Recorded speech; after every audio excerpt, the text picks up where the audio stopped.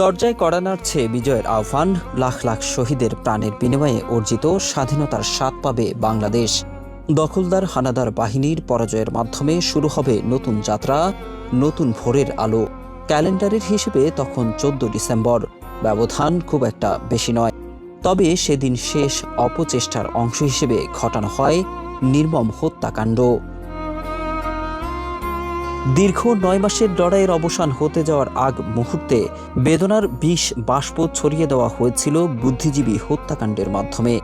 জাতিকে মেধাশূন্য করতে 14 ডিসেম্বর পাকিস্তানের হানাদার বাহিনীর নীল নকশার অংশ হিসেবে হত্যা করা হয় বুদ্ধিজীবীদের।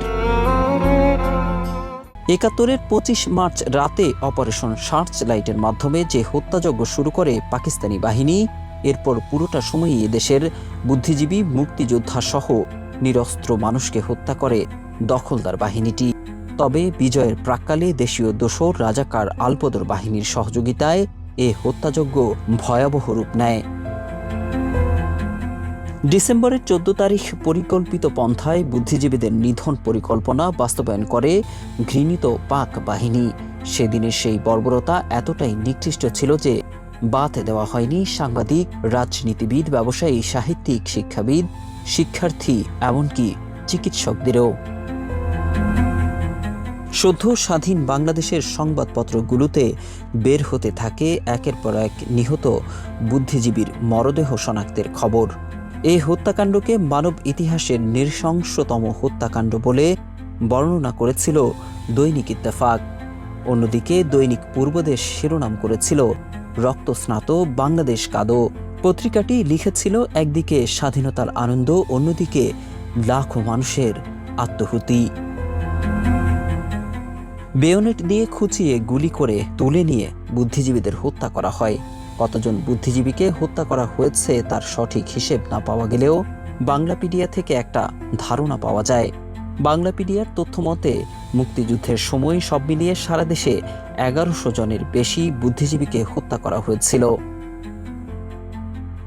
শরীরে নিষ্ঠুর নির্যাতনের চিহ্নসহ জাতির শ্রেষ্ঠ সন্তানদের লাশ পাওয়া যায় মিরপুর ও রায়েরবাজার এলাকায়। পরে তা বধ্যভূমি হিসেবে পরিচিত হয়ে ওঠে। বিভিন্ন পরিসংখ্যান বিভিন্ন রকম তথ্য দিয়েছে হত্যার শিকার হওয়া বুদ্ধিজীবীদের সংখ্যার ব্যাপারে, যেটা অনেকটা এমন: শিক্ষাবিদ 991, চিকিৎসক 49, আইনজীবী 42, সাংবাদিক 13, সাহিত্যিক ও শিল্পী 9 জন। আজকের এই দিনে মুক্ত হয় বান্দরবান, সিরাজগঞ্জ ও জয়পুরহাট সহ বেশ কিছু অঞ্চল। এরপর 16 ডিসেম্বর বাংলাদেশ ও ভারতের যৌথ বাহিনীর কাছে ঢাকার সোহরাওয়ার্দী উদ্যানে আত্মসমর্পণ করে পাক বাহিনী। শেষ হয় কালো দিন, শুরু হয় নতুন স্বাধীন বাংলাদেশের পথ চলা। 1952-র ভাষা আন্দোলন থেকে 1971-এর মুক্তিযুদ্ধ, প্রতিটি ক্ষেত্রেই বুদ্ধিজীবী সমাজের ভূমিকা ছিল সীমাহীন। আর তাই তো সেই বুদ্ধিজীবীদের হত্যার মাধ্যমে নিষ্ঠুরতম কলঙ্কজনক অধ্যায় তৈরি করল পাকিস্তান। তবে হানাদারদের স্বপ্ন দুঃস্বপ্নে পরিণত হয়েছে বিজয়ের মাধ্যমে। লাখ লাখ মানুষের রক্তে কেনা এই দেশ পথ হারাবে না। দেশের অকুতোভয়ী সৈনিকেরা বারবার জেগে উঠবে অন্যায়, অসত্য ও অবিচারের বিরুদ্ধে।